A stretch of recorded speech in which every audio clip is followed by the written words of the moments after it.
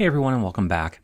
This is one of a series of videos exploring the roles and powers of the President of the United States. In this video, we're going to consider the various theoretical models around presidential powers. The expansion of the powers of the presidency over time, a process we explore in another video, are explained by a variety of competing theories. The first of these is the constitutional theory of the presidency, which holds that the president should only exercise the powers explicitly granted by the Constitution and those reasonably deducible from it. This theory emphasizes strict adherence to the letter of the Constitution and tends to favor a more limited executive role, emphasizing the separation of powers and checks and balances as paramount. President William Howard Taft is often cited as an adherent to the constitutional theory of the presidency. Taft, who later became Chief Justice of the Supreme Court, believed strongly in adhering strictly to the letter of the Constitution. He vetoed bills he saw as an overreach of congressional power and avoided overstepping his own executive authority, often consulting the Constitution as his guide. Based on the ideas of the political philosopher John Locke, the prerogative theory of the presidency suggests that the president may act against the Constitution or beyond their ordinary powers to defend the nation or the constitutional order. This is normally seen as a power of last resort in extraordinary circumstances. The theory is often cited in situations of national emergency or existential threats where the preservation of the state is at stake. President Abraham Lincoln's actions during the Civil War might reflect the prerogative theory. Lincoln took measures he believed necessary to preserve the Union, including suspension of habeas corpus, which is a power specifically denied to the Congress. But Lincoln argued that such measures were necessary to resolve the extraordinary crisis facing the country. Popularized by President Theodore Roosevelt, the stewardship theory argues that the president is the steward of the people and should do anything required for the public good unless explicitly prohibited by the Constitution. It supports a more assertive and expansive role for the president, especially in times of need or crisis. As a result, stewardship theory is often supported by advocates of a strong and active executive branch, justifying broader presidential initiatives and leadership. Theodore Roosevelt's often held as the exemplar of the stewardship theory, which he himself articulated. He expanded the power and influence of the presidency, most notably through his assertive foreign policy with the Great White Fleet and his domestic policy in the Square Deal. Roosevelt believed that the president could take any action in the public interest unless it was explicitly prohibited by the Constitution or by law. The public presidency theory, also sometimes called public leadership theory, emphasizes the role of the president as a leader of public opinion and the need to actively use the bully pulpit to mobilize the public behind their policies. It views presidential power as closely linked to public support and the ability to persuade both the public and Congress.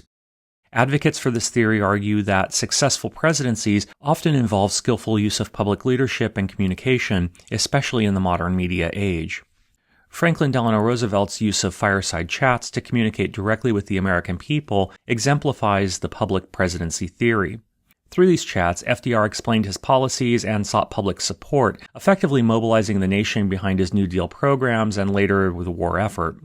His ability to engage and persuade the public significantly enhanced his leadership and power. The institutional theory of the presidency views the office as an evolving institution shaped by historical precedents, legal changes, and societal needs. It emphasizes the role of the executive branch as a whole, including the White House staff and the executive agencies, rather than focusing solely on the individual president. Proponents of this approach focus on the structural and functional aspects of the presidency, including the ways in which the broader executive branch operates and interacts with the other branches of government. The presidency of Dwight D. Eisenhower can be seen as an example of the institutional theory. Eisenhower worked to strengthen the executive branch, overseeing a reorganization of the White House staff and expanding the role of the National Security Council. His approach was more managerial and less focused on personal leadership, emphasizing the structure and function of the executive branch as a whole. Coined by historian Arthur Schlesinger Jr., the Imperial presidency theory criticizes the excessive growth of presidential power, particularly in foreign affairs and national security, often at the expense of congressional authority.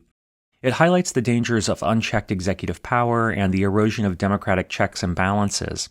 As a result, critics of executive overreach often use this theory to highlight instances where the president bypasses or diminishes the legislative or judicial branches. The term imperial presidency was popularized during the administration of Richard Nixon, particularly in the context of the Vietnam War and the Watergate scandal. Nixon's assertion of executive privilege, his administration's attempts to resist congressional oversight, and the expansion of executive power in conducting the war and foreign policy. And finally, the Unitary Executive Theory has been used to argue for a strong executive branch headed by the president, with the president possessing the authority to control the entirety of the executive branch. This theory contends that the president holds all of the executive power vested in the government and can therefore direct any federal agency or official in the executive branch.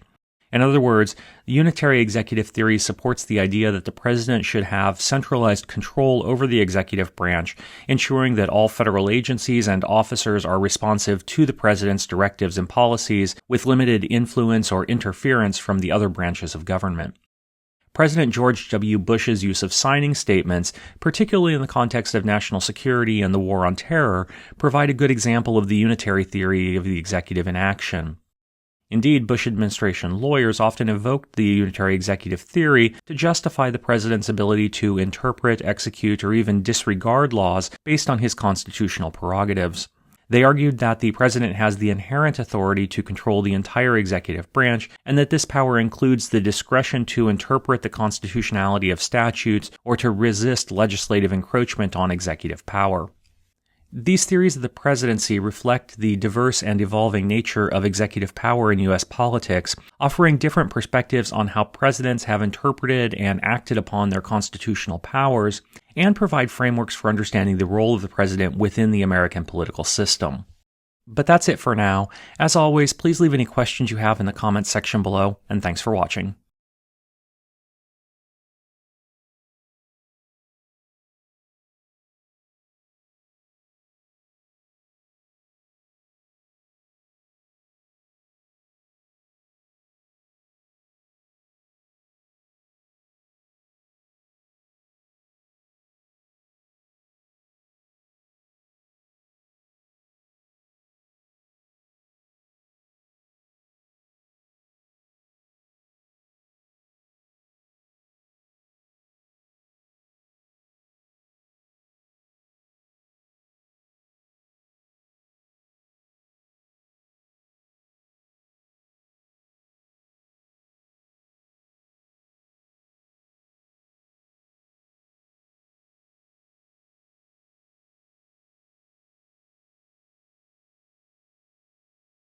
Led to widespread criticism and fears of an imperial presidency.